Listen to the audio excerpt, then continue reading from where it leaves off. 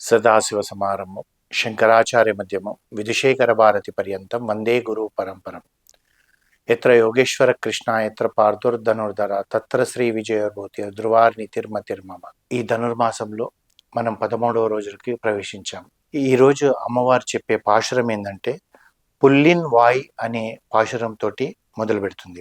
புள்ளின் வாய் கீண்டானை பொல்லாவரக்கனை கிள்ளிக் களையந்தானை கீர்த்திமை பாடிப்போய் பிள்ளைகள் எல்லாரும் பாவை களம் புக்கார் வெள்ளி எழுந்து வியாழமுறங்கித்து புள்ளும் சிலும் எனகான் போதரி கண்ணினாய் குள்ளக் குளிரக் குடையந்து நீராடாதே பள்ளிக்கிடத்தியோ பாவாய் நீ நன்னாளால் కళ్ళం తవిరిందు కలందు ఏలోర్ ఎంబావాయ్. ఈ పాశురంలో మెలకులు పడుతున్న గోపిక నేత్ర సౌందర్యం ఎవరినైనా ఆకర్షిస్తుందంట అండి. అంత అందంగా ఉంటుందంట ఆ గోపిక. ఆమె కళ్ళు ఎలా ఉంటాయంటే కల్వపూల్లాగా ఉంటాయంట. చూపులు లేడి చూపుల్లాగా ఉంటాయంట. తన కంటే అందంను చూసి శ్రీకృష్ణుడు నన్ను వెతుక్కుంటూ వస్తాడు, నేను కృష్ణుని కూడా వ్రతం ఎందుకు చేయాలి అన్న ఆత్మవిశ్వాసంతో కూడుకొని ఉన్నది. అంటే అందం మీదనే ఆత్మవిశ్వాసం ఉందంటే లేదు. ఆవిడ గోపిక కనుక ఆవిడను వ్రతంలోకి రమ్మంటుందంటే ఆవిడ కూడా చాలా చాలా కృష్ణుణ్ణి కీర్తిస్తూనే ఉంటుందన్నమాట. ఆమె నేత్రం అనగా జ్ఞానము, తన స్వరూపము పరస్వరూపం స్పష్టంగా తెలియట జ్ఞానముకు అందము.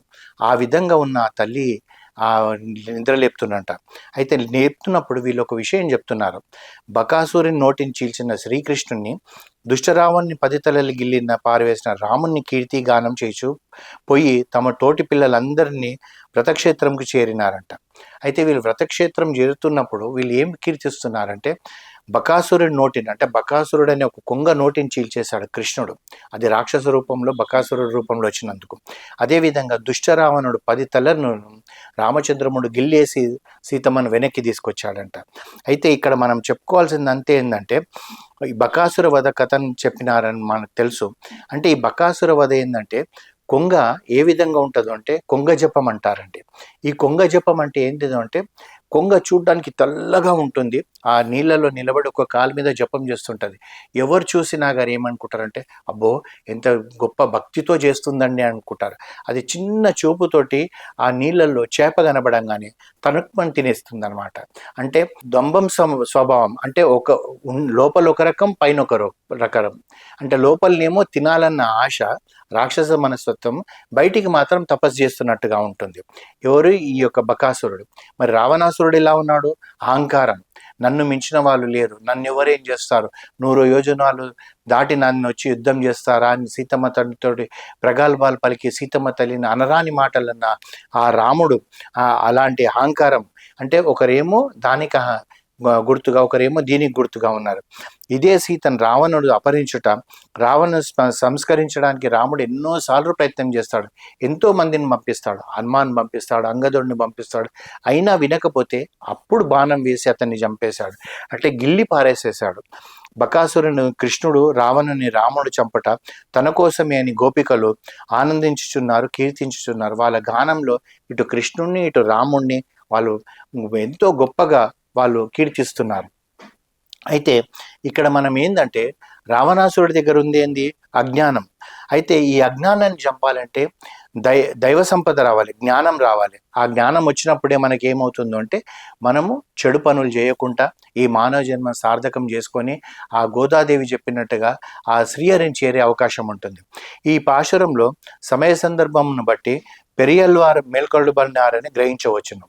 అల్వార్లలో మేలెబంతైన అండాలకు తండ్రి పెరియల్వారు తన ఎదుట సాక్షాత్కరించిన భగవంతునికి దృష్టి దోషం ఉందని చెప్పి ఆయనకి ఏమైనా దిష్టి తగిలిందేమోనన్న బాధ నుండి మంగళశాసనం చేసి మహాత్ములు అగుటచే వీరిని పెరియల్వార్ అంటే పెద్ద అల్వార్ అని చెప్పేసి అందరిలో 10 అల్వార్లలో వీరే పెద్ద అల్వారు అంటే ఆ గౌరవం ఇచ్చారు. కారణం ఏంటంటే ఆ శ్రీమన్నారాయణకు ఎంతమంది దిష్టి తగిలిందో అని చెప్పి తను ఏం చేశాడంటే మంగళశాసనం చేసి ఆ దిష్టి అంతా తీసేశాడంట. ఆ పెరియల్వారని విష్ణువు సదాచిత్తం అంటే ప్రతి నిమిషం విష్ణుమూర్తినే స్మరించడం వల్ల విష్ణు చిత్తులు అనే ఒక పేరు వచ్చింది. ఆ యొక్క శ్రీవల్లిపుత్తూరులో ఆ తులసి వనం పూలవనం పెంచి ఆ ప్రతిరోజు కూడా తులసి పూలతోటి మాలగట్టి ఆ వటపత్ర సాయికి సమర్పించడం వల్లనే ఆ తులసి వనంలోనే మన గోదాదేవి వారికి దొరికింది. జనక మహారాజు సీతమ్మ వారు దొరికినట్టు శ్రీకృష్ణుని అనుగ్రహం పొందిన మాలాకారుని వలె భగవత్ కైంకర్యంలో పుష్పమాలిక సమర్పణము భగవంతుడికి మిక్కిలి ప్రీతికరమైందంట. విష్ణు చిత్తులు ఆ శ్రీవల్లిపుత్తూరులో ఆ తులసి ఆ పువ్వులతోటే ఆ స్వామికి కైంకర్యం చేసి వారి యొక్క ఆశీస్సులు పొందారంట. అయితే ఏ విధంగా అంటే అప్పుడైతే త్రేతాయుగంలో జనక మహారాజుకు అయోనిజ అయిన సీతమ్మ వారు ఎలా దొరికిందో వీరికి ఆండాల్ తల్లి అయోనిజగా దొరికింది. పాండరాజు వల్లభరాయలు పరతత్వ నిర్ణయం చేయటం గొప్ప పండితులను రావించి పెద్ద సభ చేసిండ్రట. ఈ వటపత్ర సాయిపై ఆదేశంతో విష్ణు చిత్తులు అక్కడ పోయారంట. పోయి ఆ సభకేగి వివిధ దృష్టాంతరాల్లో శ్రీమన్నారాయణుడే పరతత్వం అని నొక్కి ఒక్కాని మరీ చెప్పాడంట. పరతత్వం అంటే శ్రీమన్నారాయణుడు, వారిని మించి ఇంకొకరు లేరని చెప్పి దానికి కావలసిన అన్ని కూడా వివరణలు ఇస్తూ ఆ సభలో మన్ననలు పొందాడట. అప్పుడు ఆ శ్రీమన్నారాయణుడు గరుడ వాహనరాడై సాక్షాత్కరించాడంట. ఈ సభలోకి శ్రీమన్నారాయణుడే గరుడు మీద సాక్షాత్కరించారంట. స్వామి దృష్టి దోషం తగులనేమో అని చెప్పేసి వారిని చూసేటప్పటికి ఇంతమంది చూసేటప్పటికి వారికి ఎక్కడ దిష్టి తగులుతుందో అన్న భావనతోటి ఏం చేసిండు, ప్రేమతోటి కూడి పల్లాండు పల్లాండు అంటూ స్వామికి తానెక్కిన ఏనుగుపైన గంటలు మ్రోగించుచు మంగళశాసనంలో దివ్య ప్రబంధం గానం చేసిరి. లోకంలో అందరూ తమ తమ క్షేమాలకై భగవంతుణ్ణి ప్రార్థించుచుండగా భగవంతుని క్షేమంకై రక్ష పెట్టిన విష్ణు చిత్తులు పెరియాల్వారుగా ప్రసిద్ధి చెందిరి.